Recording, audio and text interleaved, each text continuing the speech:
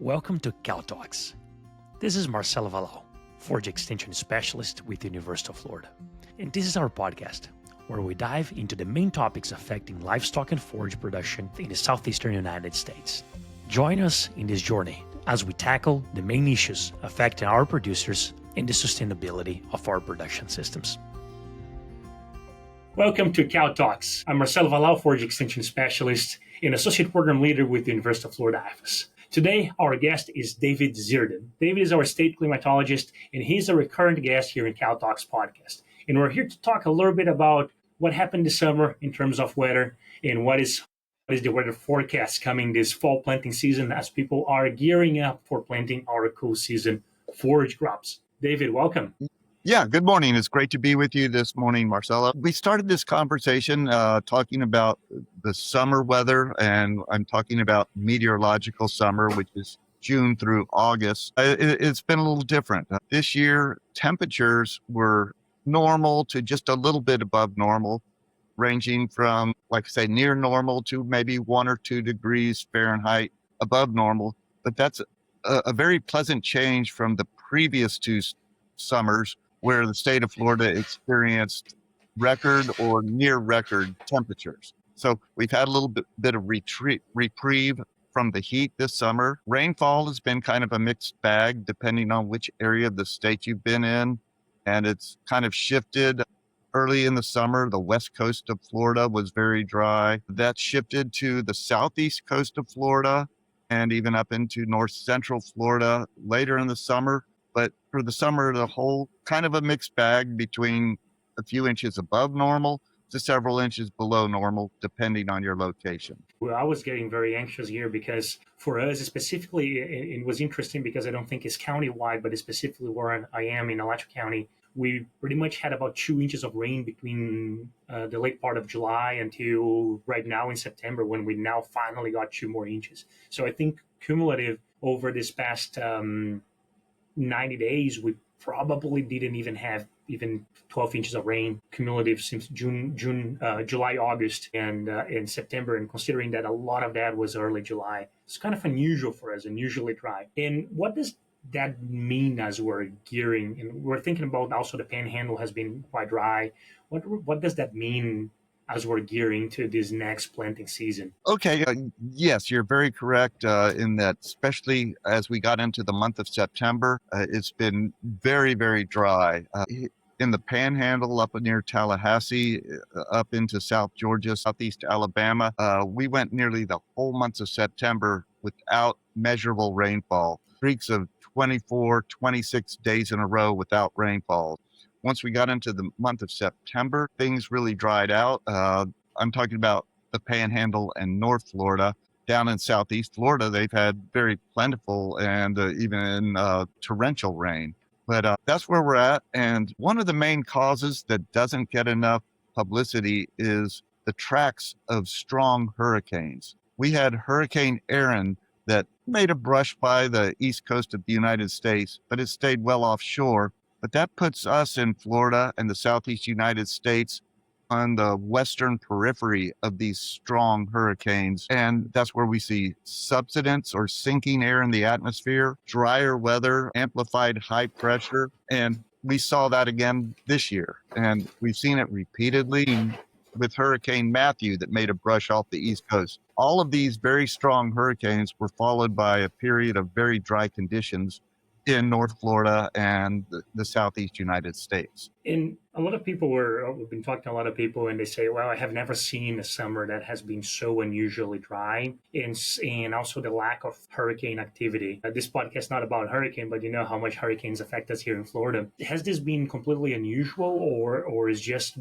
one of the patterns that is expected to have a lower activity in Florida? It depends on the kind of the preferred tracks and the strength and position of the Bermuda or subtropical high in the Atlantic.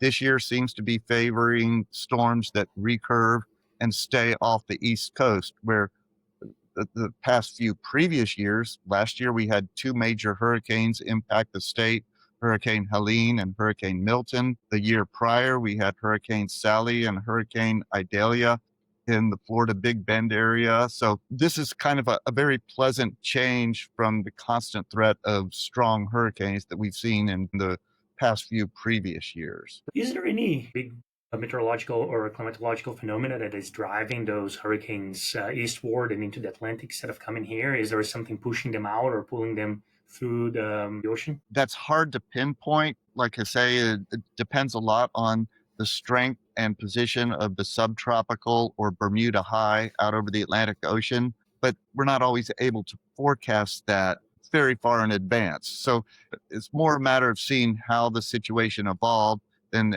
being able to forecast it. But there is another factor. This year we were forecast to be in neutral conditions in the Pacific Ocean, which is kind of the in between El Nino, or very warm water in the tropical Pacific, which is known to inhibit hurricane formation. And the other phase, which we went through last year, is La Nina, or very cold water in the tropical Pacific, which favors a more favorable environment for hurricane formation in the Atlantic Basin. This year, we were forecast to be in neutral conditions, but things have changed quickly over the last month or so, and it looks like we are close to being in that cold water or La Nina conditions again. And long story short, an old study done at our center shows that the La Nina phase does favor a more active season, but also storm tracks that head up the east coast of the United States and not as much into the Gulf of Mexico or South Florida. Very interesting. The El Nino La Nina phases also affect a lot of the climate here in Florida in general. So with a stronger or a trend towards La Nina, can we expect that traditional drier, warmer winter? No, that's a great segue. Yes, La Nina and El Nino, in addition to impacting the Atlantic hurricane season, we really feel the effects here in Florida and the Southeast during the cold weather months, basically mid-October through March or into April. And again, La Nina, when you have that very cold water in place in the tropical Pacific, it leads to winter climate patterns that are traditionally warmer and much drier than normal. And so as this La Nina gains strength in the Pacific Ocean and we enter the fall and winter season, I would anticipate a continuation of drier than normal conditions here in this area. Well put. So we're looking into, and I was checking 3-month forecast as we move into planting season here. And when I'm thinking about planting season, David, for the audience here on this podcast, I'm primarily thinking about cool season forages that are going to be used a little bit in Central Florida, but mostly North Florida and then into the Panhandle. Okay. So going back to our summer situation, we are coming from a drier than usual late summer. We are getting some rain now. Hopefully we can replenish some of those soils reserves, but we know very well our soils are not great in holding water. So what is your thoughts now, the dry summer, getting into the potentially dry fall also? Is there any perspective of challenges for our farmers that are planning on planting cool season forages in October, November? Yes, this could be a challenging year. The factors are kind of lining up against us right now. I talked about this hurricane track that stays out in the Atlantic off the East Coast, bringing us amplified high pressure and drier conditions. And right now we have two systems that are following that same track, Imelda and Umberto. And I actually looked at the satellite this morning, and it's crystal clear and dry over Georgia, Alabama, North Florida. So that's going to play a factor. A second factor is just the climatology of this area. October is the driest month of the year in much of the area, and we can typically only expect 2 to 3.5 inches or so in the month of October. So it's a traditionally dry time on top of that. And then we talked about the developing La Nina conditions in the Pacific Ocean, which also tips the scales towards drier than normal. So right now, in the way I see it, is that these factors are all lining up against having good rainfall this fall and into the planting season for forages. Not the best news in the world, but that's kind of the way I see it now. And you mentioned the 3-month outlook from NOAA's Climate Prediction Center. And also they do a week 2 or 8 to 14 day outlook. I looked at the current ones this morning, and they feel a little overly optimistic to me. If I was a betting man, I'd bet more on the drier side of things than even the official NOAA outlooks. Yeah, that's pretty rare. Also, one of the strategies that our farmers use to overcome this dry fall weather is using stockpile forage. Many people are stockpiling limpo grass through the summer. Well, we tried to do that in our farm in the place that work together with my neighbor, and we did not have any growth in that stockpiling phase for limpo grass. We normally close those gates in August and fertilize. We did that fertilize, and then no rain whatsoever, so that fertilizer is not active. We didn't get a lot of growth. So I think our beef cattle people are going to face a pretty hard fall and winter here weather. As we move forward, I like to think about different strategies that farmers can use to overcome some of the challenges that are presented to them. As we move forward into the 3 months, November, December, January, February. In December, late December, the last time period where we can successfully plant some of those cool season forages, even though the growing season might be too short, but they still can save some money planting late. Is there any better forecast as we move towards the later part of the winter, or it's probably going to be a dry winter overall across the winter months? Oh, that all very good points and great questions. I'd like to go back. You talked about stockpiling cut hay and such, anticipating a dry fall. Well, that's been a problem with this very dry September. I talked to extension agents in Southeast Alabama, and I was asking about getting a final cutting of hay and what does that look like. And he said, well, September's always very iffy. You never really count on September or early October cutting, but it's nice when it happens. But it looks like this is one of the years where it's really not going to happen, and we're not going to get that final cutting of hay. So that makes stockpiling cut feed even more difficult. As we get into the planting season, November, December, we still anticipate rainfall from winter systems, frontal systems, mid-latitude, low pressure. So that will happen, whether it's more or less than normal. That still will happen in the Panhandle and North Florida. But as you know very well, kind of the Swanee River Valley is kind of the transition zone between getting that plentiful fall and winter rainfall and the extended dry season that the rest of the peninsula experiences most years. And so as you get further south from the Swanee down through Alachua County into Marion County, that fall and winter rainfall you can't count on it nearly as much as in North Florida and the Panhandle. So that's always very tough for decision makers and what you can plant, what the rainfall will support. Yeah, I completely understand that. We struggle here. Sometimes we're waiting for those cold fronts to come and drop the temperatures down and get a little bit of rain in sometimes mid-December, late December, or even January by the time we start getting a little more relief in that weather. Sounds like we're going to face a pretty interesting winter. I think one of the recommendations I always give to farmers is plan ahead. Don't wait until the last minute, because if you need to purchase forage, if you need to purchase concentrate, it's going to get more expensive as we move forward, as more people are Yes. needing that because demand goes high. So planning ahead of time and getting sufficient forage to go through the winter, considering we might not be able to get a lot of growth during the winter. One of the other sides of a warmer winter, especially for those that aren't using some of the recommended high-end varieties of Bermuda grass like New World, to some extent Tiflin 85, but especially Bahia grass like Tifquik and Riata, which are forages that are longer growing season, and even limpo grass, is that normally we see when there is a milder winter, especially if there is a little moisture at the tail end of the winter, we have an early onset of growth in the springs. Hopefully we can count on that and start getting some good grazing and cutting potentially as early as March next year. What do you think about that? That could be a strategy that can help our farmers moving forward from the winter into next spring? No, that sounds like a very good strategy. Again, if this La Niña conditions continue to develop, I would anticipate a warmer spring, earlier onset to the growing season. And also we can look at just long-term trends here in the state of Florida. The climate of Florida is warming. We've seen nearly a 3-degree Fahrenheit increase in average temperatures over the last 20 to 30 years here in the state of Florida.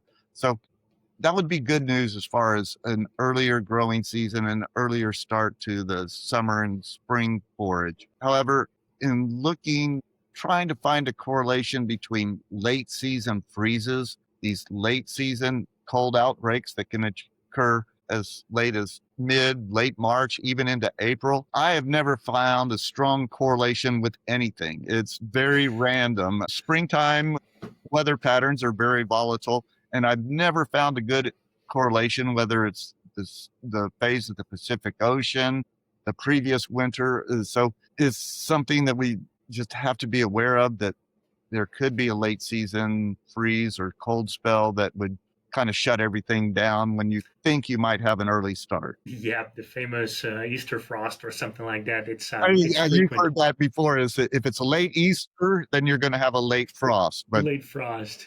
I don't know if that bears out. And also, correlation is not necessarily causation either. Correct. But it's always, if you want to get a frost, then let's get some sorghum planted early, and we're going to get a frost, and then that's going to damage that sorghum. At least that's for me what happened. Every time I decide to get some sorghum planted earlier than mid-April, I'm going to get some cold weather coming through and damaging that crop. But it's of course there's no correlation. There's no causation into that, but it's interesting to see. Yeah, but at least those are different strategies that we can put into our bucket as we plan our next moves. That's very interesting how things are shaping in. We're gonna keep an eye on the weather. Hopefully, get some more updates as we approach the planting season. Well, it's a couple of weeks out of the recommended dates, and we're moving quickly into that planting season. David, anything else that's important to bring to our listeners that you'd like to share with them about the forecast, or about the different types of work that you're developing and tools that you may have to want to share with them? No, one thing I do want to mention, I know I've been kind of dire in anticipating continued dry conditions as we go into the fall and winter, but also this is weather. One tropical system, a very wet tropical system, whether it's a hurricane or just a tropical depression, or even just a slow moving or stationary cold front, could bring a lot of rainfall and really change the outlook in the game significantly. So that's also a possibility. That's something that's still on the table, especially as we get into the month of October. One of the preferred formation regions for hurricanes and tropical storms is the Northwest Caribbean and the Southwest Gulf of Mexico. And these storms really tend to track northward and impact our area, as we've seen in recent years. So that's still a possibility. A lot of what I was kind of forecasting was in the absence of a significant tropical systems like that. Of course. No, understood. Hopefully we can get something, but it's hope is not a very good planning strategy also. So we need to be prepared for what it comes. My old cross country coach and track coach, he loved to say that hope is not a plan. Exactly. Yeah.